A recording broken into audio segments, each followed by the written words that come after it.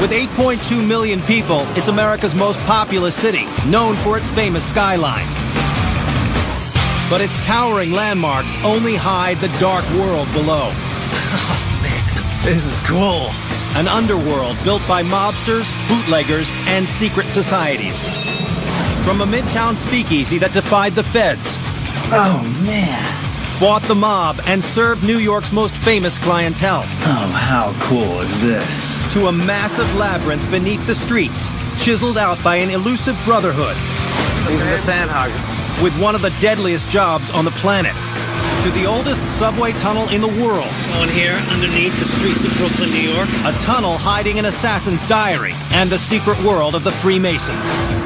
There's even the seedy underground of an ancient Chinese gang. We're peeling back the layers of time on Cities of the Underworld. New York's secret societies.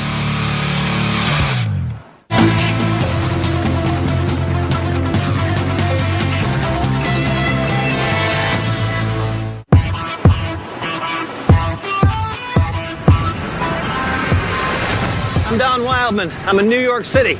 Now, most of the world would recognize this city's famous skyline, and most of its 8 million residents would tell you they know everything about this town. But the fact is, the foundations of New York were laid by secret societies. To this day, there's an elusive brotherhood who dig billion-dollar tunnels beneath this entire city. But it goes back even further, to immigrant enclaves, to Chinese gangs, and to the mob. Even America's most famous and most powerful secret society, the Freemasons, laid the foundations of revolution and the birth of a nation right here in New York. Now, for many people, New York is just the greatest city in the world. But there's a flip side to the metropolis everyone thinks they know, and it's one few have seen before. From the mid-1800s on, the Big Apple built its massive underworld. Nearly 1,000 miles of subway lines, 6,437 miles of sewers, and over a dozen transport tunnels running under its rivers. Within that complex web are 17th century forts, smugglers' tunnels, and dens of vice. An unseen subterranean maze beneath one of the world's most important cities. In the roaring 1920s, a different kind of underworld emerged. No town partied like New York City, from its exclusive downtown restaurants to its uptown jazz clubs. The only problem was, most of it was illegal. In January 1920, the federal ban on alcohol took effect. Prohibition put the nation's bars and saloons out of business, but the ban only sent the highly lucrative booze business underground. In just 5 years, up to 100,000 speakeasies opened all over the city, most owned and operated by the mob. Midtown Manhattan became the secret gathering spot for New York's high society to get a drink. This is 52nd Street in Manhattan. Today it's Rockefeller Center. But back in the days of Prohibition, this was one speakeasy after another. Swing Street, they call it, or the wettest street in New York. Today there's one last speakeasy remaining, the famous 21. And I'm meeting the guy who's taking me inside. By the 1930s, the stretch of West 52nd Street between 5th and 6th Avenues was home to over 30 speakeasies. But the swanky 21 Club stood out from the crowd.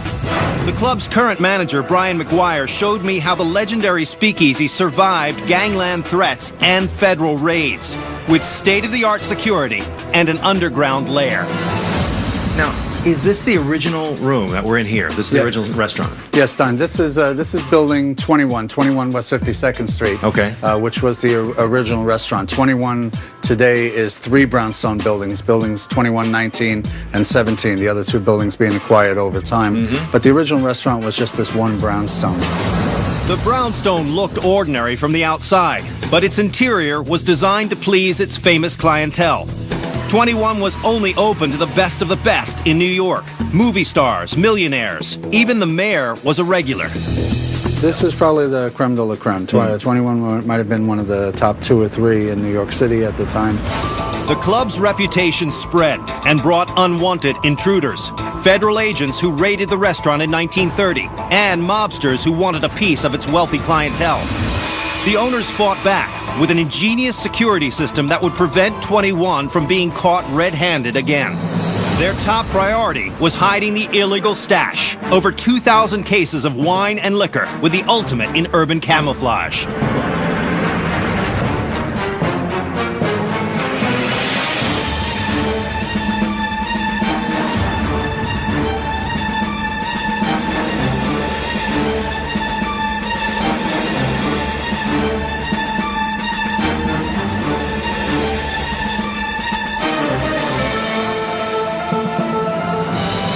This is the wine cellar here? Well, the wine cellar is here, if you can find it. It's an alcove.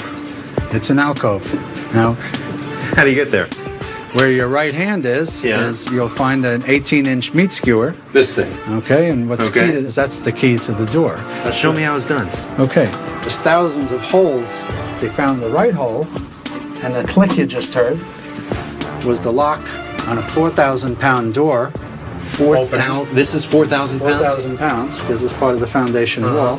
And Don, you look pretty strong, so I'm going to ask you to give that a little push. Whoa.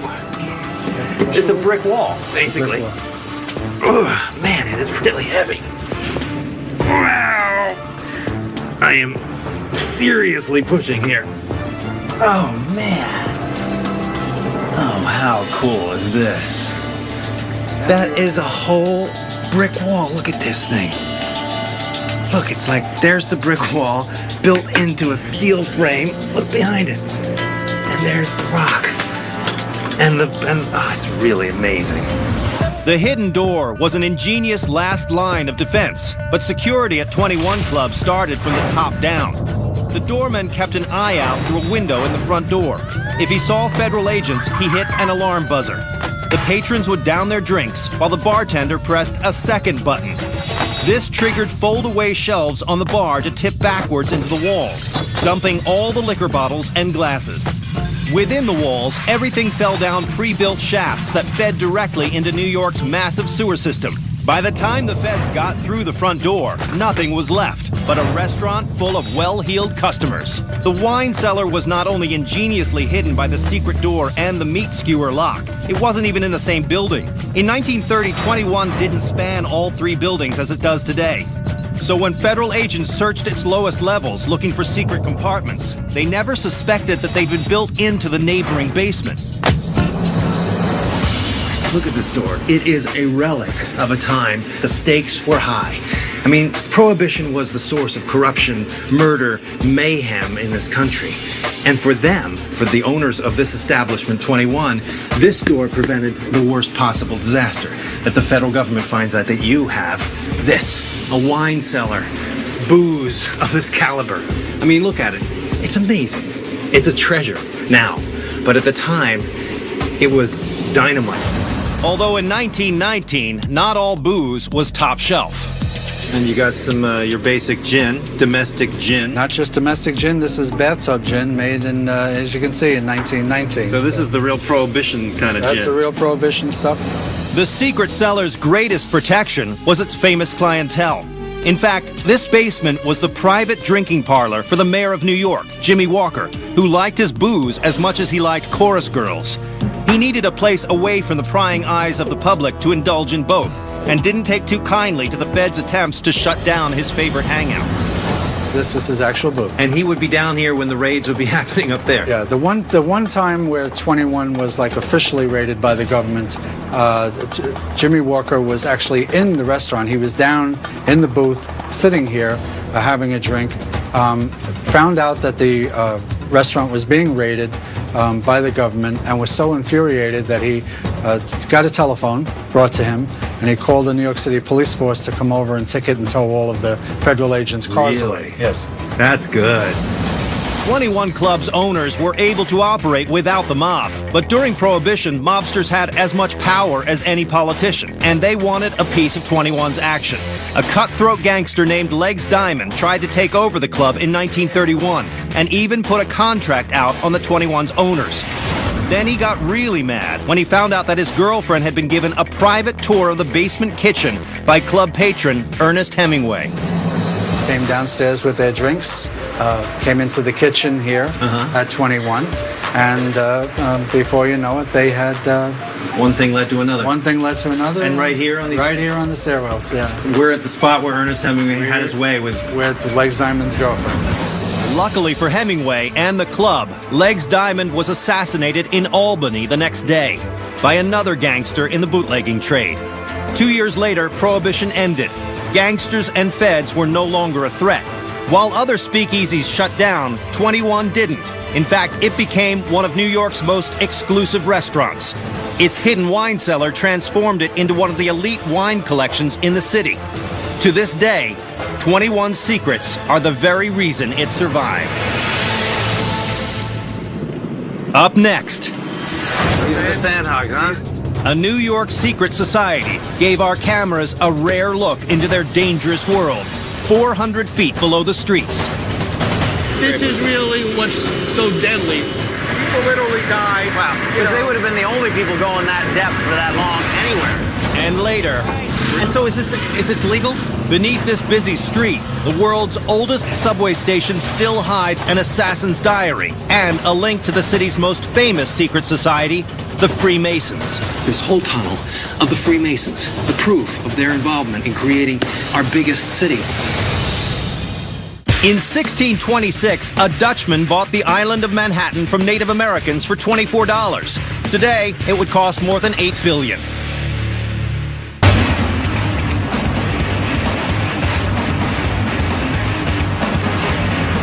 New York City's crowded underworld is filled with rumors and legends. Abandoned subway stations, ghost trains, even railroad tracks that lead to nowhere. But while these stories became the stuff of urban legends, few New Yorkers realize that there's actually a highly skilled society hollowing out New York's underground. Hundreds of them have died working on one of the most deadly jobs in the world, turning New York's bedrock into a labyrinth beneath the city. Walking around New York, you tend to get caught up in the bustle of people and the towering skyscrapers above. But before anything gets built up here, an entire world has to be engineered down below. And for over 130 years, an elusive group of specially trained guys have been working round the clock to do just that. They're called the Sandhogs, and they work up to 500 feet below the surface to keep New York running up above. Sandhogs get their name from their origins as diggers in New York's sandy soil. But such little documentation exists on them that all we do know has been passed down only from generation to generation. So I met up with a third-generation Sandhog, Rich Fitzsimmons, Hey, Don, what's up? Yeah, finally got to meet. who got me exclusive exposure to the select group to find out what daily life is like tunneling over 100 feet beneath New York. So, yeah, we're going to show you around the hog house, introduce you to some of the These men. are the Sandhogs, huh? These are them. These Sandhogs, or Local Union 147, are contracted by the city to do some of the largest and toughest projects in New York's vast underworld. Ever since their first gig in 1872, if there was an underground project in New York, chances are the Sandhogs were responsible for it. The subway, the sewers, the Lincoln Tunnel, the foundations for the Brooklyn Bridge. The list of their work is massive. All right, here we go. Sandhog house, early in the morning. The first shift getting down, 6:45 in the morning. We're going down together on the man trip train. Here we go. Outside, an elevator takes us down 85 feet to the Man Trip train, a subterranean work train that works throughout the day, 8 stories deep into the heart of New York's bedrock.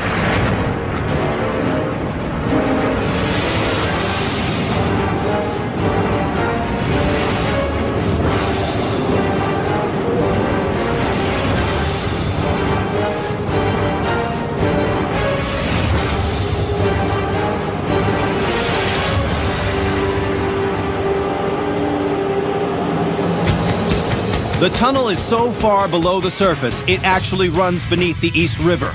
And it serves a twofold purpose, bringing workers from the Hog House in Queens to their underground worksite 1.6 miles away in Manhattan. And it also removes the nearly 3,200 tons of rock and debris that the Sandhogs clear out every day from this huge excavation project. Right out here is a conveyor belt. It's taking out the muck that they cut, that's what they call it, out to the vertical conveyor out in the access tunnel. They used to blast and carry out rock the old-fashioned way. Now it's getting revolutionized. The muck the Sandhogs clear out is making room for a project that's been in the works for over 40 years, the East Side Access. When completed, this new 3.5-mile tunnel will connect the Long Island Railroad to Grand Central Terminal, a long-awaited and much-needed connection to ease overcrowding on the New York subway. But how do the Sandhogs remove miles of solid Manhattan bedrock? The answer, the tunnel boring machine. I got to get a hold of the basics here. We are in a tunnel that has been literally bored out by a single machine. Correct. Kind of a miracle, isn't it, that this thing could do this such a precise job as that? Yep, no doubt. The actual machine is kind of modeled on the same principle of an earthworm. The previous method for creating a tunnel was much more treacherous. The Sandhogs used conventional drills to create holes in the bedrock, loaded them with dynamite, and blasted forward. But besides being dangerous, the blasts were unpredictable and uneven. Progress could be as little as a few feet a day. Today, the tunnel boring machine drills directly into solid Manhattan bedrock, chews it up, and spits out chunks of rock behind it for easy and safe disposal. Progress has skyrocketed, averaging nearly 50 feet per day. Look at this wall. I mean, it looks like it's been finished off with concrete. This is actually, that's the rock. This is what's been bored through. Manhattan bedrock is notoriously unpredictable. The depth of the bedrock from the surface changes throughout Manhattan. To make sure they have consistent and stable tunnels, East Side Access is dug 140 feet deep. But boring through bedrock is only step one. Sandhogs have to remove tons of debris, secure the tunnel against collapse, and run utility and waste lines, literally creating the tunnel as the machine digs. And these are Sandhogs too. These are all Sandhogs, yeah. If they got a shovel in their hand, they're Sandhogs. And if they got a shovel in their hand and they're not, there's trouble. While the machine has made life somewhat easier and safer for the Sandhogs, there's an invisible and deadly threat they all have to be aware of. This is really what's so deadly, really.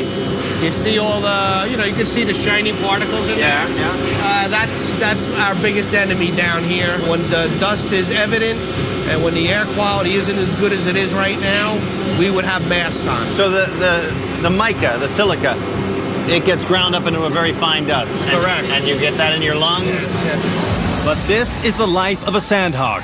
Every day, cranes and winches lower enormous drills, bulldozers, and buckets filled with 3,000 pounds of rock over their heads.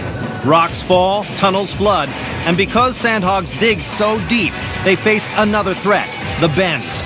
During their first project laying the foundations of the Brooklyn Bridge, 27 Sandhogs died digging under the East River.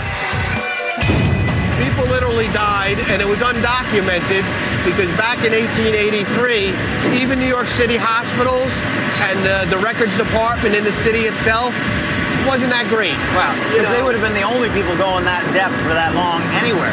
And accidents are common. In 1982, 2 train cars broke loose and traveled unmanned down a steep slope. The Sandhogs couldn't hear them coming because of the loud drilling. One man was pinned against a wall by the car, and another had to have his foot sawed off with a pocket knife to escape. We're basically sight unseen, not like a bridge builder, not like a guy doing sidewalks or doing a Trump Towers. Some people do say we're a guarded, a secret society, a secret subculture. But you're a positive force in society. Well, we want to keep New York City a competitive city. We want to go be more competitive into the 21st and 22nd century. We can't have any other city outshining New York, you know that. Up next, long before the Sandhogs first made their mark in New York's underworld, another secret society was building the Big Apple from the bottom up. So you go past here, what do you find? A station platform from 1844. And later, a secret lair from a time when the gangs of New York ruled the streets. But probably the main thing that they fought was the hatchets. Guns were expensive, but hatchets weren't. This is bloody. And So they get out drag there, the bodies they right through drag there. the bodies right through here.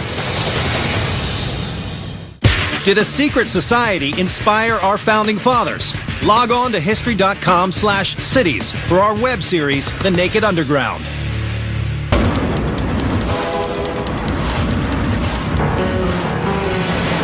New York is famous for its legendary subway system, with millions of passengers riding the rails 24/7 every day of the year. And there are some locals who would tell you they know every inch of New York's 850 miles of subway line.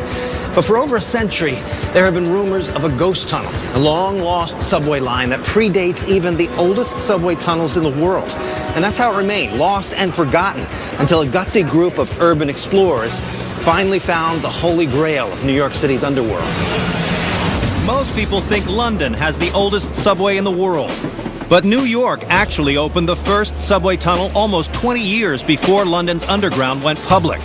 The tunnel runs 30 feet beneath Brooklyn's Atlantic Avenue, but it's much more than a relic of old New York. The tunnel is filled with legends. Here, bootleggers stashed their moonshine, an assassin hid his long-lost diary, and the country's most famous secret society, the Freemasons, laid the foundations of the world's oldest subway station. Since building a train tunnel in 1844 underground was a huge project that took money and political clout, the Freemasons were the only ones who could pull it off.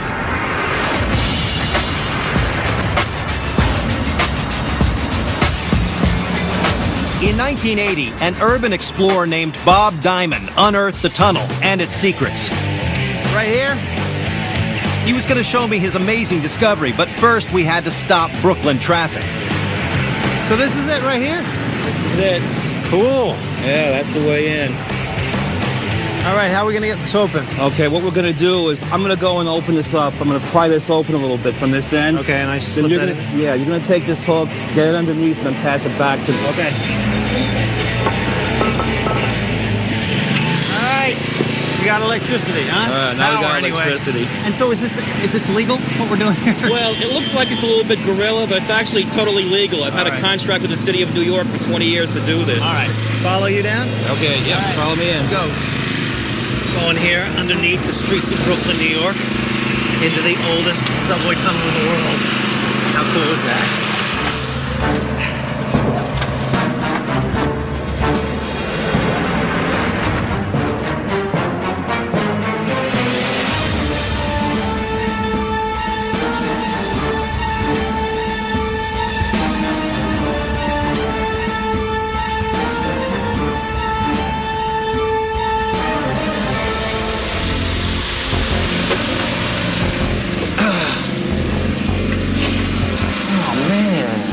So, wait, so this whole thing looks like it was filled in with dirt.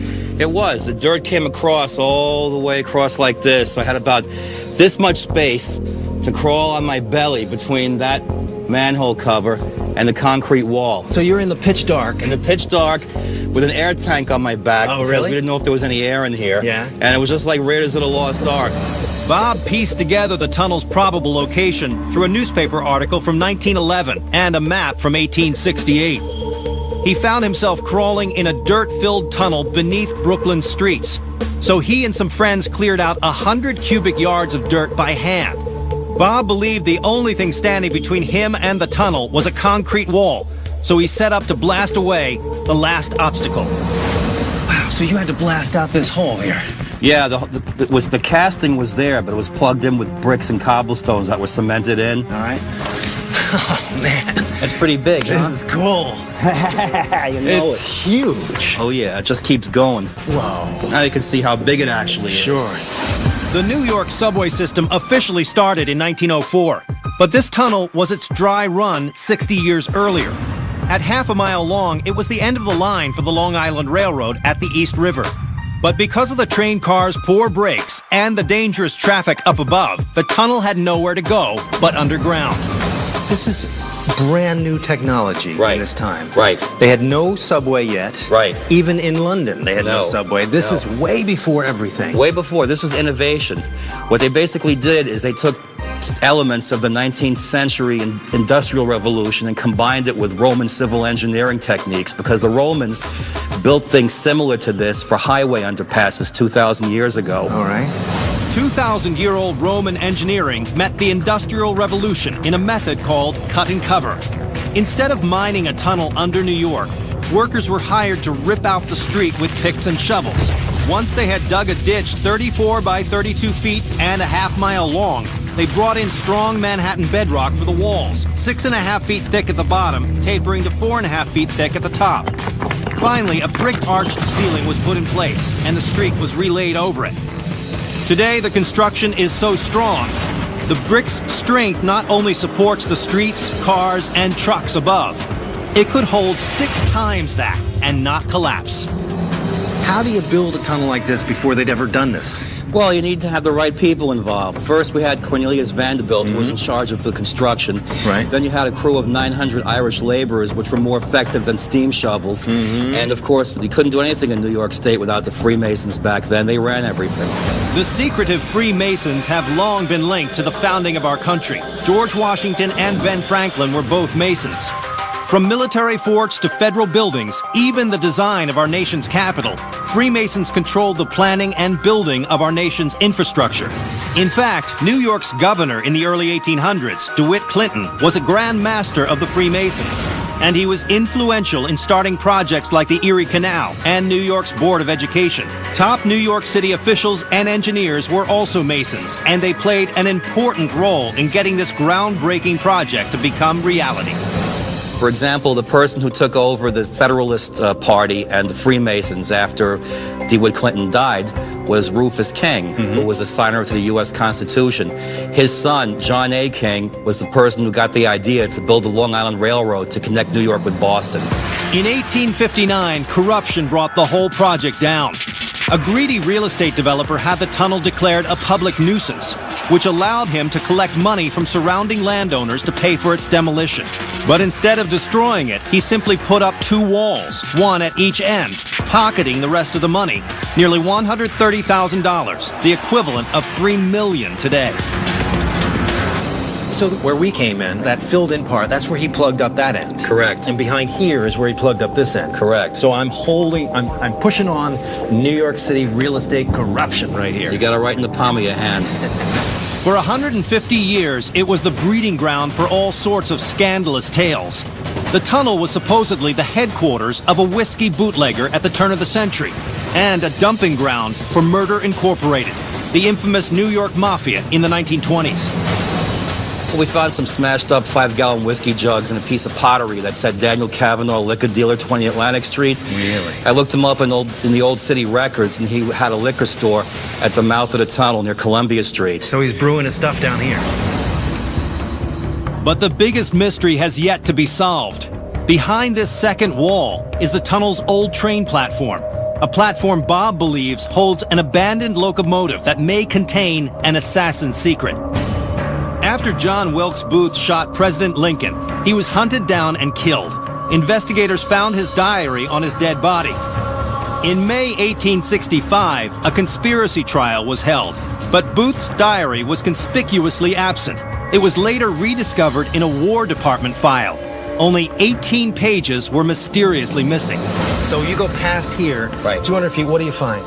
A station platform from 1844. No way. Yeah, they found a portal area made out of marble and granite, and there's probably a steam locomotive buried back there. You have proof of this? Oh yeah, the same documentation that I used to find the tunnel says they left a locomotive back there. It's suggested that the missing pages of Booth's diary were hidden in a tunnel near an abandoned locomotive. The long-forgotten train car under Atlantic Avenue would have been the perfect location. Bootleggers, Prohibition, Murder Incorporated, all kinds of nefarious dealings. This is subterranean New York. Really, this rubble is the building blocks of New York, this whole tunnel of the Freemasons, the proof of their involvement in creating our biggest city. Never mind our whole country. They could get together, create something that had never been tried before, a subway underneath the streets of New York. And this is what goes on to inspire bigger and better and greater projects down the road. Up next, an underworld beneath the streets of Chinatown, seedy vice dens, secret escape tunnels, and a battleground for bloody turf wars. So this is it here? Yeah, this is it. This is the Chinatown Tunnel. It's where all the gangs used to meet people. And later, after 9/11, security in the skies over New York was never the same. But 150 years earlier, threat of attack came from the sea. New York City has 722 miles of subway track, over 6,374 miles of streets, and 6,400 miles of sidewalks.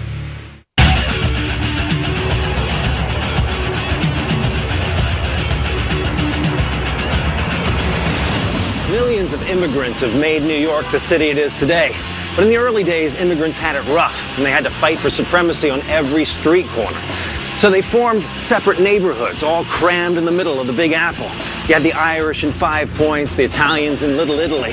And down in Chinatown, 2 of the most dangerous gangs of all.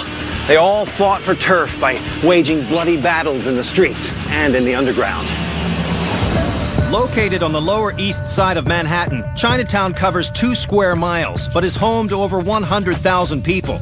Starting in the 1870s, the area was a safe haven for persecuted Chinese immigrants, until gang wars turned it into one of the most dangerous neighborhoods in New York's history.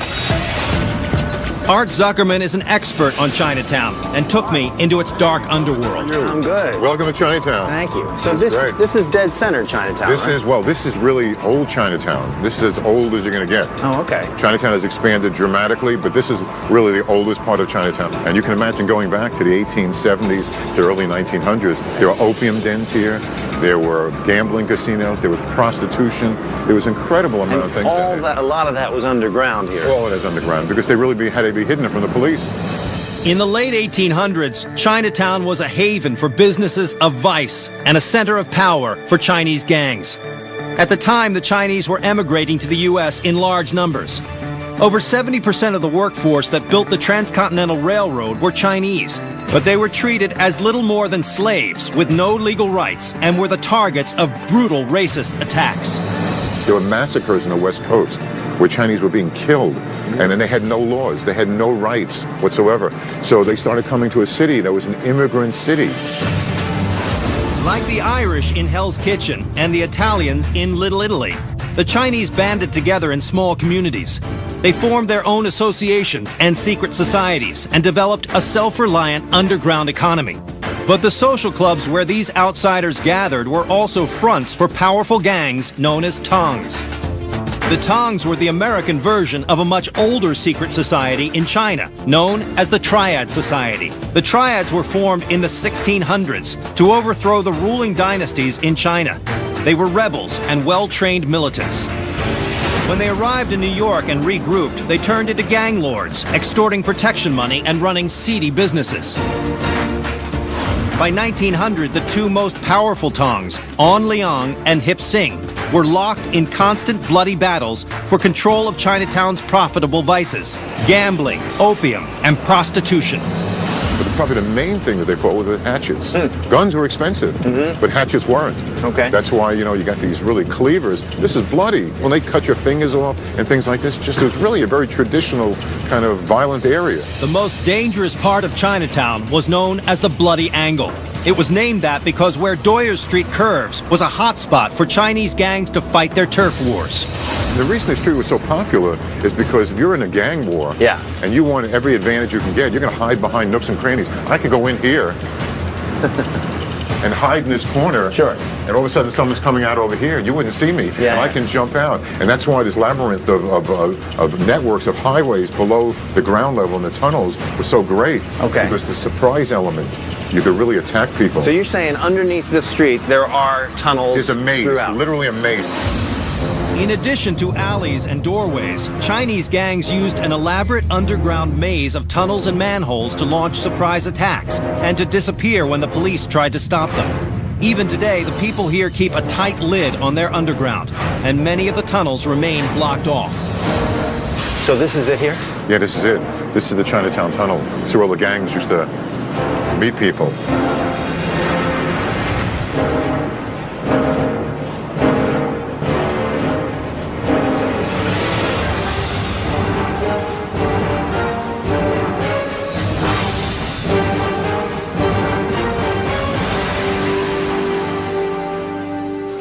So what would it have looked like at that time?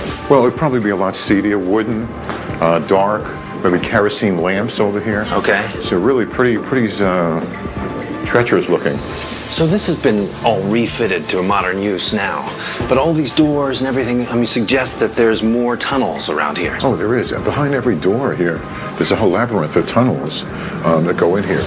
Today, this is the Wing Fat Shopping Arcade, but in 1900, it was the home turf of the Hip Sing Tong and their leader, Mock Duck, who wore chainmail armor and always carried loaded guns and a cleaver.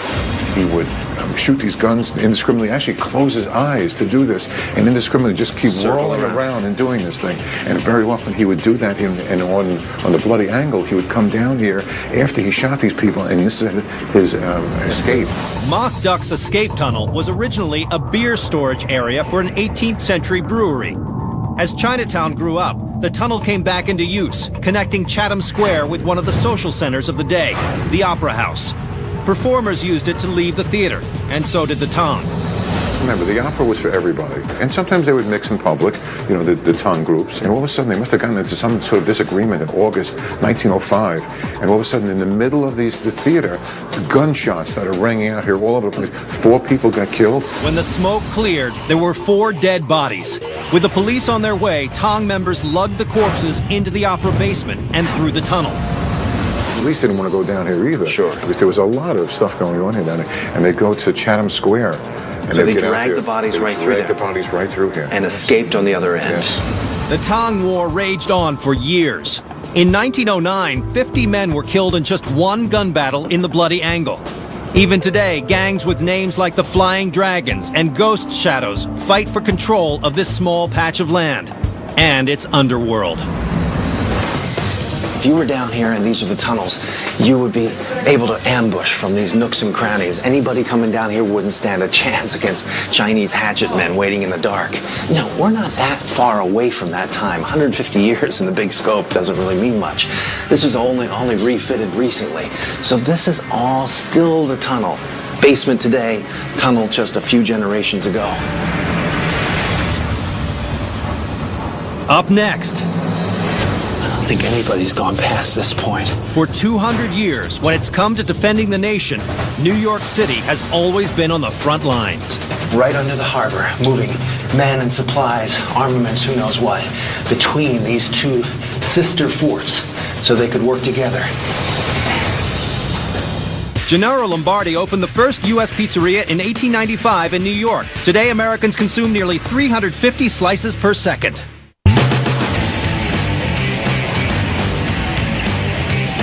New York has always been pushed to new heights by secret societies and clandestine organizations operating behind the scenes. And there's no group more secretive or more powerful than the U.S. military. One of the Army's greatest contributions to New York was a strategic fort and underground network that once protected the city's vital waterways, but is now almost forgotten.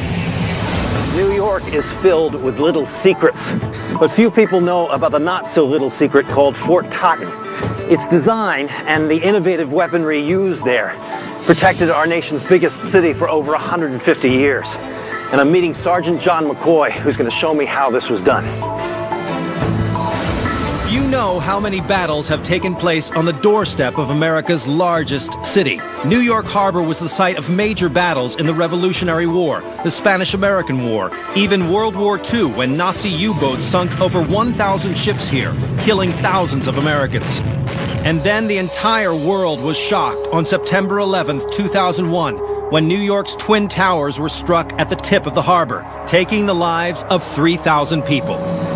For over 100 years, enemy forces believed they could move right into New York Harbor with little or no resistance. But with a design put in place by military leaders during the Civil War, the harbor forts have been able to keep any boat from ever getting too close to the city. And Fort Totten has been right at the front lines. I got special permission to explore Fort Totten's underbelly. Welcome to Fort Totten. Thank you. Park Ranger John McCoy was going to take me through it.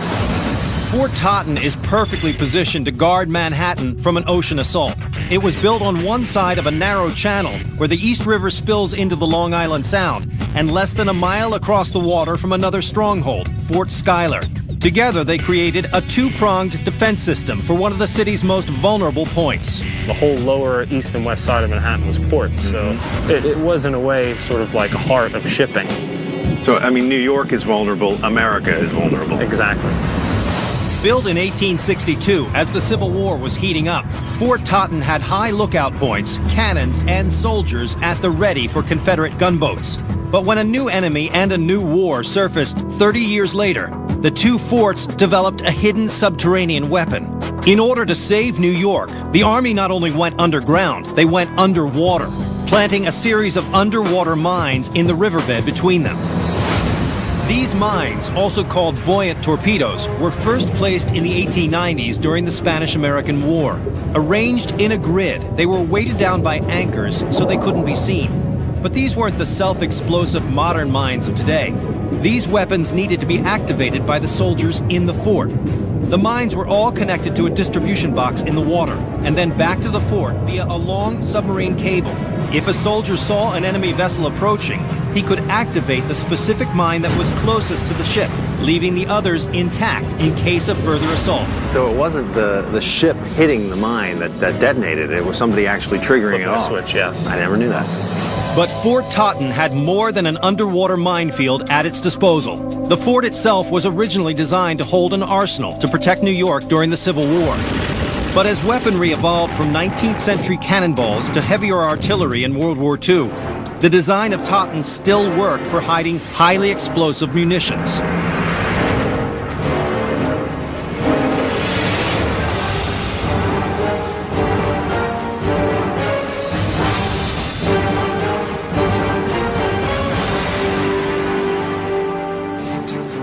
Wow, look at this old door.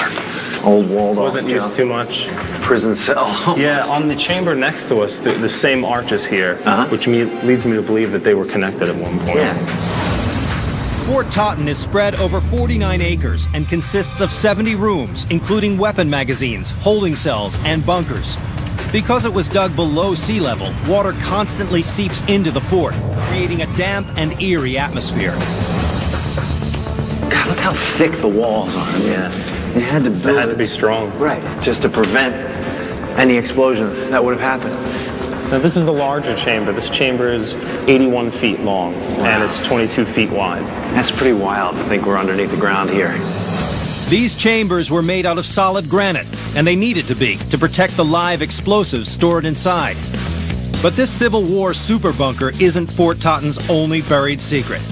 For generations, there has been a rumor about a tunnel connecting to Fort Schuyler under Long Island Sound. Just follow me this way, watch your step. So yeah, it's weird that this tunnel is high enough for us to stand in. So they meant people to come in here. This passageway may be an entrance to the rumored tunnel. If it is, it would be a stroke of tactical genius. Today there are 13 tunnels under the East River alone, and 8 bridges over it. But before 1883, when the Brooklyn Bridge first opened, the only way to get across or communicate with the other side was by boat. This tunnel would have provided a hidden and direct path between Fort Totten and Fort Schuyler. It gets kind of gnarly right here. Very muddy, very gross.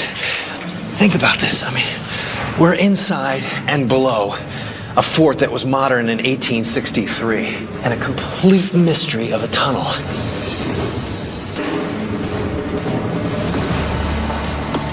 All right, this is where it really starts to get treacherous and low.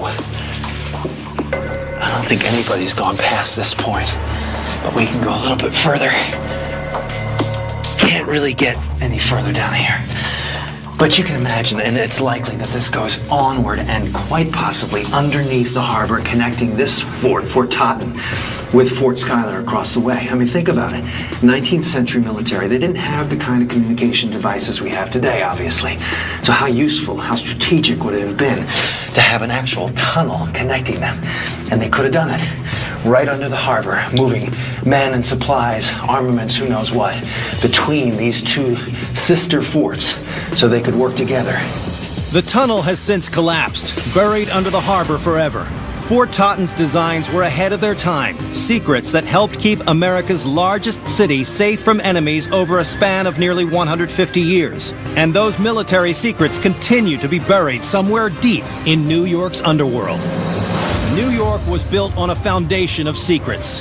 Tunnels used to fight bloody turf wars. A groundbreaking subway tunnel. A speakeasy that defied both feds and mobsters. And a dedicated fraternity that literally gave their lives taming the underground every day. New York owes its rise to greatness to sights unseen and groups unheard. Societies that are willing to build the city up by going underground.